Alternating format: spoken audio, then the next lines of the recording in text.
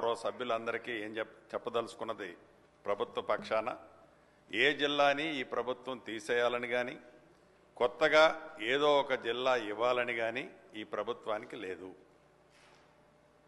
ఉన్న జిల్లాలు ఏ ఒక్క జిల్లాని కూడా ఈ ప్రభుత్వం తీసేసే ఆలోచన లేదు.